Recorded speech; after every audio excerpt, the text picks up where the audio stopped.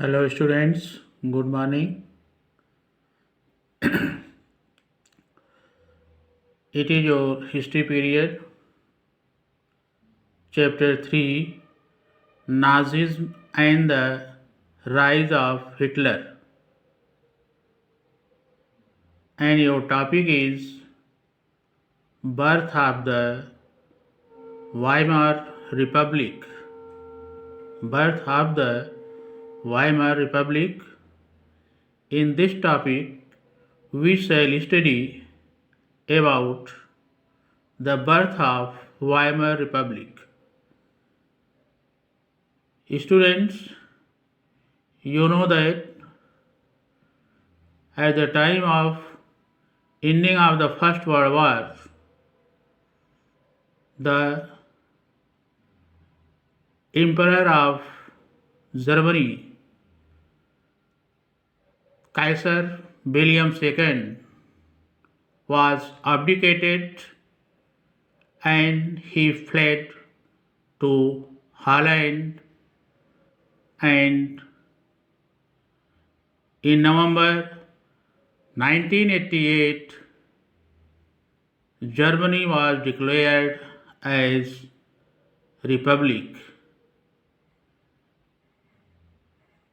This got its name as the Weimar Republic because Weimar is a town in Germany where, after the declaration of Germany as republic, the Constituent Assembly collected and met there and formed a new constitution for Germany.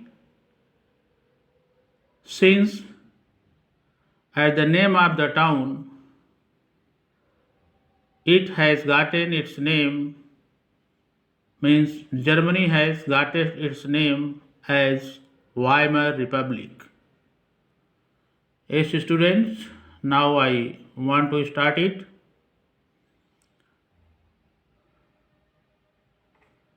The Kaiser, German Emperor William II, fled Holland on November 9, 98 and abdicated the throne, and Germany was declared as a republic. The provisional government headed by the Socialist Republican Party leader, the provisional government headed by the Socialist Republican Party leader named Friedrich Ebert, took charge of the country.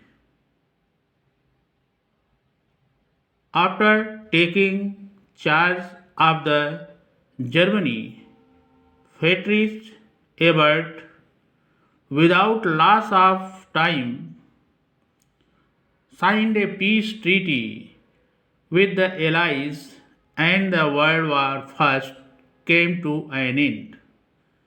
जैसे ही Friedrich Albert, जो socialist Republican party के नेता थे, उनको Germany के head का charge मिलता है, तुरंत बिना समय गवाए वह एलाइज पावर के साथ शांति संधि, पीस ट्रीटी पर उन्होंने एलाइज पावर के साथ सिग्नेचर किया और युद्ध समाप्ति की घोषणा किया। इस तरह से वर्ल्ड वॉर फर्स्ट का अंत हुआ। In the mean while the communism had become very active in Germany and wanted to bring about a drastic revolution. Drastic revolution means भीषण क्रांति of Russian type. रसिया जिस तरह से आपने देखा था रशियन रेवोल्यूशन में बहुत बड़ी क्रांति हुई थी, उसी तरह से जब रिपब्लिकन गवर्नमेंट बनी तो कम्युनिस्ट इतने ज़्यादा एक्टिव हो गए और चाहने लगे, सोचने लगे कि रसिया की तरह यहाँ भी एक भीषण क्रांति कराई जाए। Thus Germany was threatened with a civil war. In struggle that followed, the Republicans stood victorious. तो इस तरह से जर्मनी में एक गृह युद्ध जैसा छिड़ गया, कम्युनिस्टों के द्वारा ऐसा काम किया गया, लेकिन उस स्ट्रगल में रिपब्लिकन विजयी हुए। Now the most important task before the National Assembly was to frame a constitution.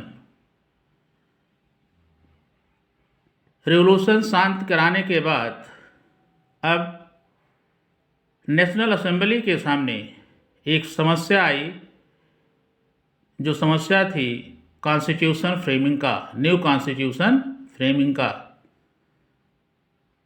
क्योंकि पहले मोनार्की रूल था, वहाँ पर मोनार्च थे, एम्परर थे, लेकिन अब जब रिपब्लिकन पार्टी की गवर्नमेंट बन गई है तो वहाँ पर एक कॉन्स्टिट्यूशन की ज़रूरत है। यही उनका इम्पॉर्टेंट टास्क था नेशनल असेंबली का। For this task A constituent assembly was elected by the Germans over 20 years of age through secret ballot. 20 years of age through secret ballot. गुप्त मतदान के द्वारा कॉन्स्टिट्यूएंट असेंबली के मेंबर्स का चुनाव वहाँ की जनता के द्वारा, यानी जर्मनी के जनता के द्वारा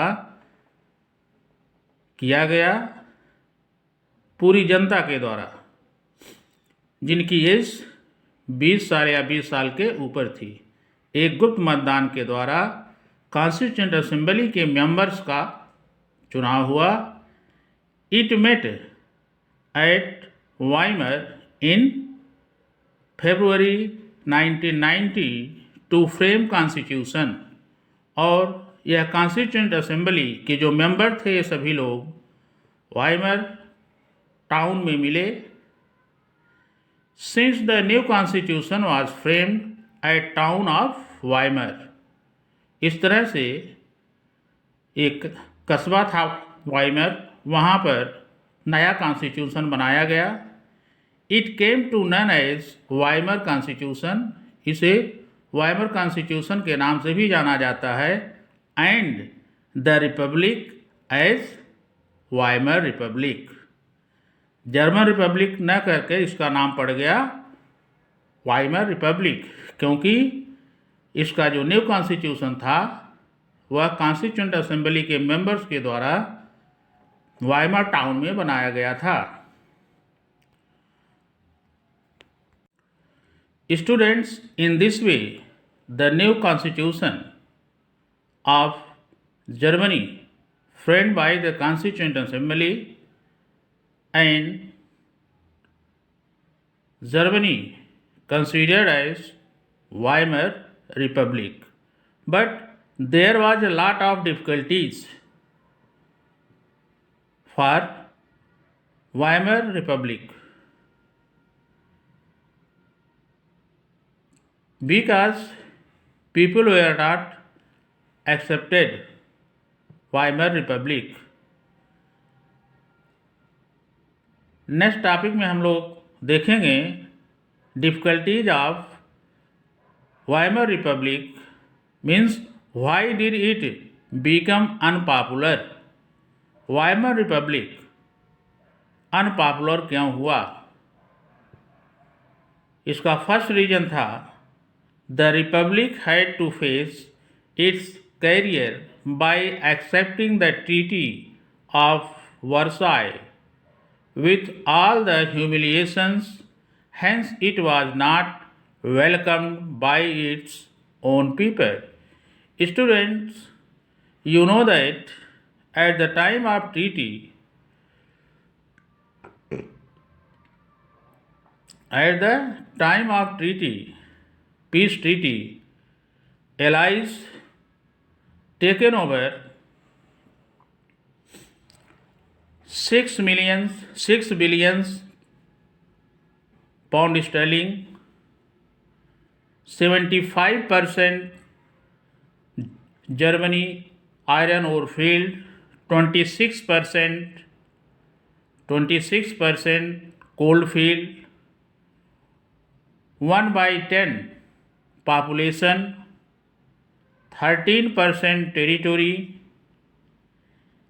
In this way, Allied power humiliate Germany because that treaty was done by the signing of Friedrich Ebert, who was the head of the provisional government.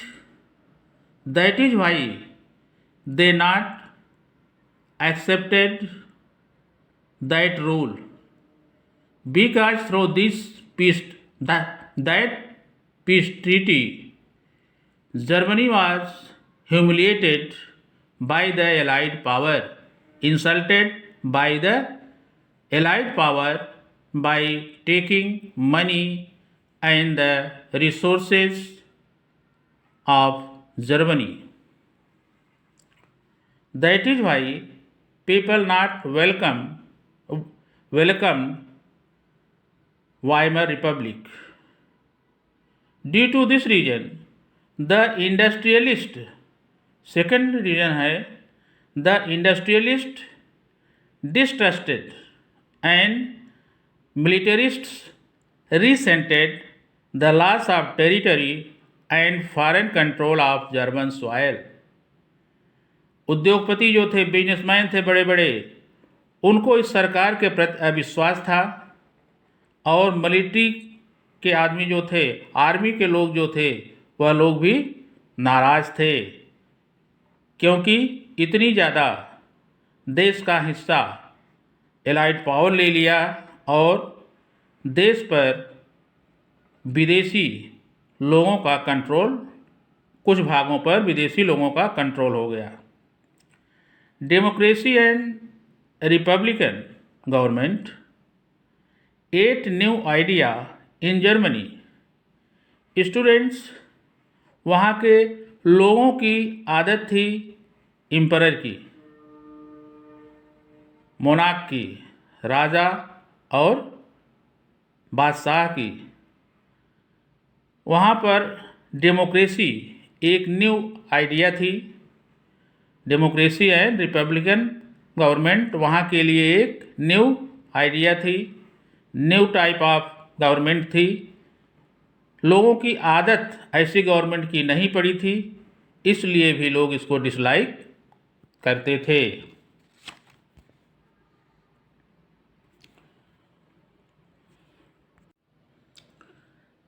Next है 4.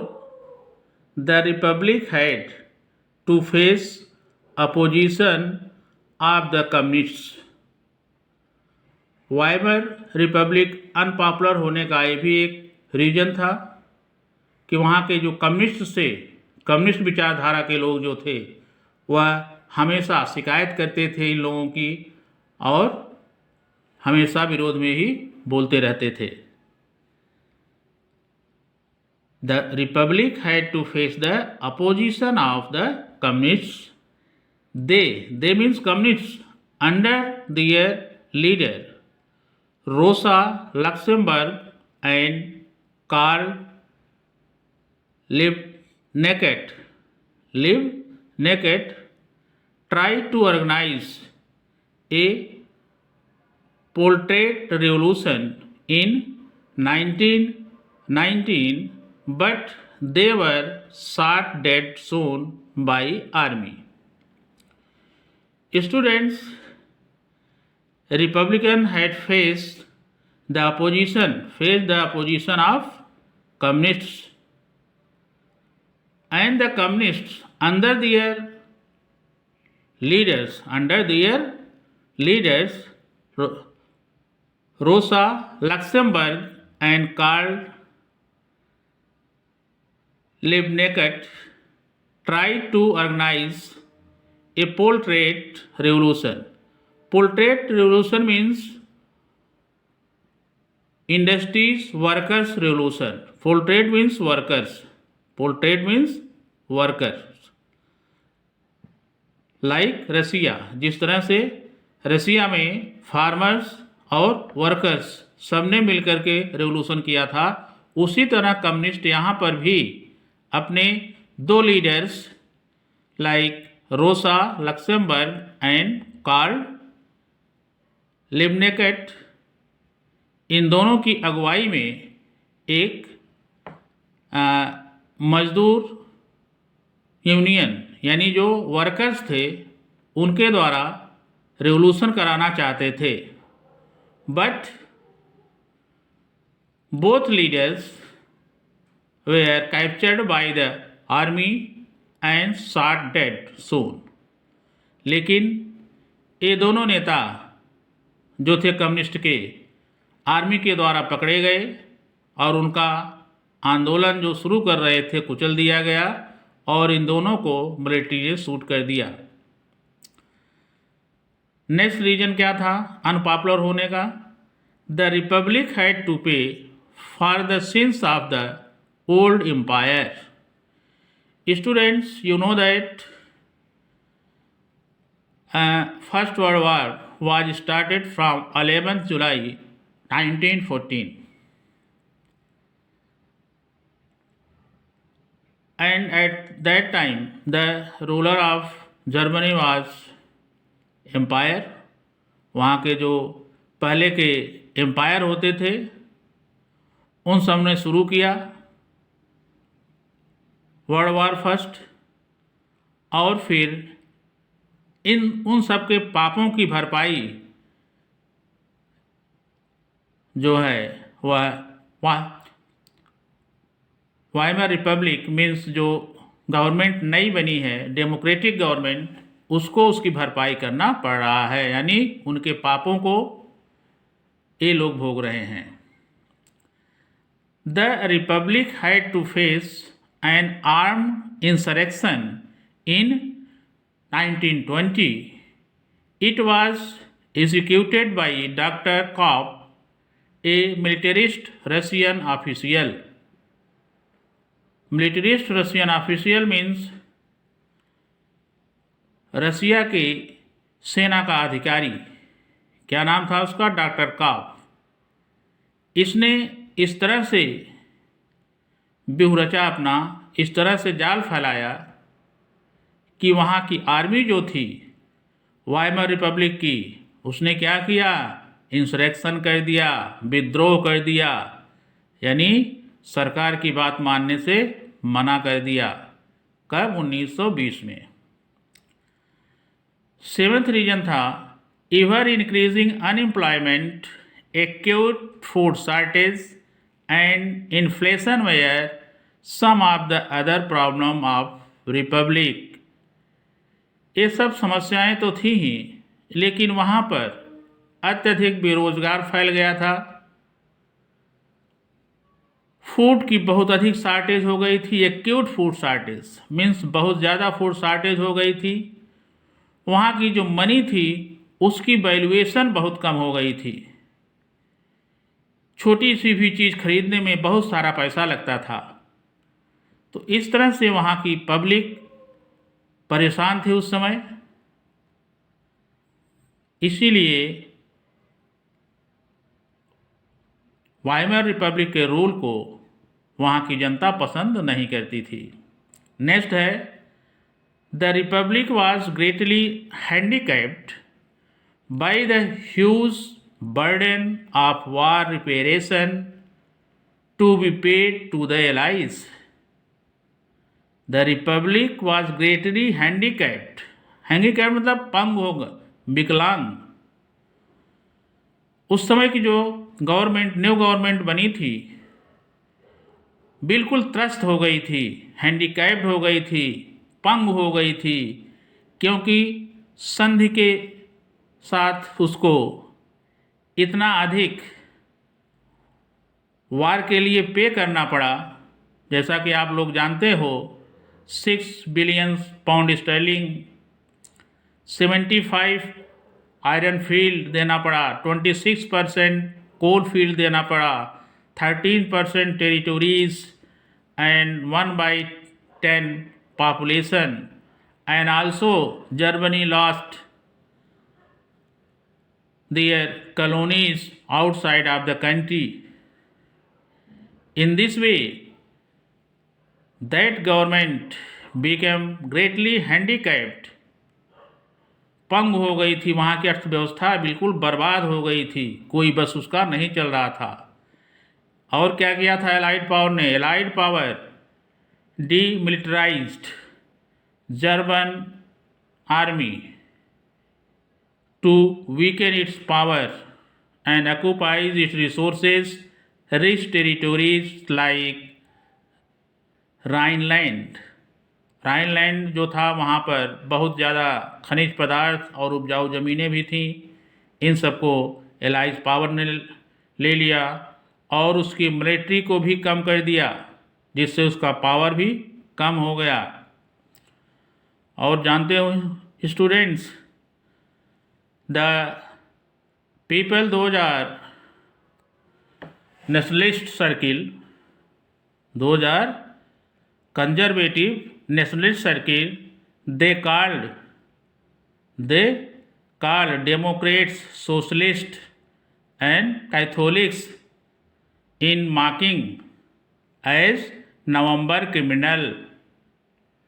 वे फन मनाते थे, मजाक उड़ाते थे कि ये जो वर्तमान गवर्नमेंट है, जिन जिन पार्टियों के सहयोग से बनी है, जिन लोगों ने ट्रीटी किया था, वह लोग क्या हैं? नवंबर क्रिमिनल हैं, क्योंकि नवंबर में ही पीस ट्रीटी हुई थी एलाइज पावर से।